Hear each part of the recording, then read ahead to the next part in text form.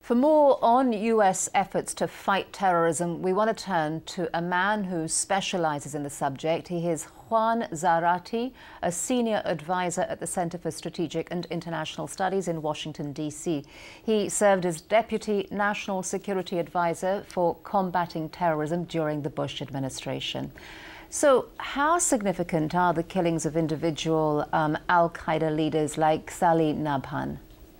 This, I think, was a significant event. Salih Nabhan was a longtime senior al-Qaeda lieutenant who helped to run their East Africa operations. And in the context of his current activity, he was really one of the key figures who was trying to utilize a lot of the activity of the al-Shabaab movement, the radical Islamist movement there in Somalia, and turn and use it and leverage it for al-Qaeda's broader global agenda. And so these kinds of individuals are the accelerants to make these local groups more globally relevant and dangerous. Don't new leaders just emerge? They can and they do. I think what's important, though, is when you have somebody like Salih Nabhan, who was a longtime member of al-Qaeda, responsible for the embassy bombings in Kenya and Tanzania, the Mombasa attacks in 2002. These are special and important people for the organization because they've got deep ties, they're trusted, they've got the cachet to build the training camps and the local infrastructure to actually then operate well beyond the region. And so it's very hard to replace a leader like that.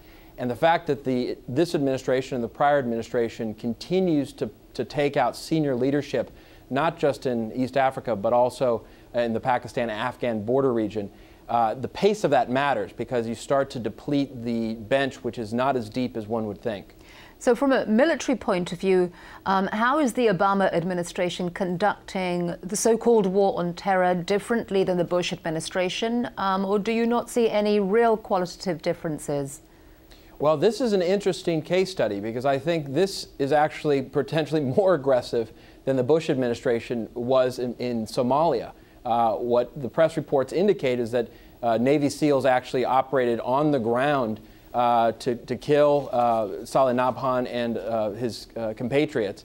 And so in a sense, it's a bit more aggressive. And in a sense, I don't think there has been a fundamental change in how the counterterrorism activities, the day-to-day work, the killing and capturing of individuals, the defense against plots, I don't think much of that, frankly, has changed, and I think there is fundamental continuity.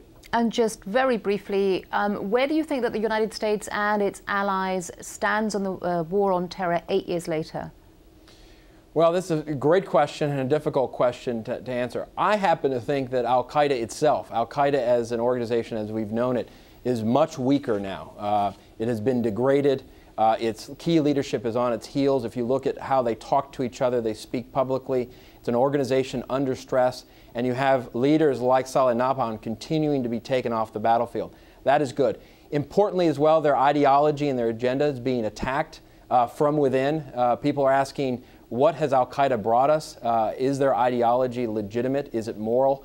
So all of this is important. That said, you've got Afghanistan tipping in the balance here. You've got other places like Somalia rife with conflict. And so this is a long-term battle and struggle against a movement and an ideology that is not yet vanquished.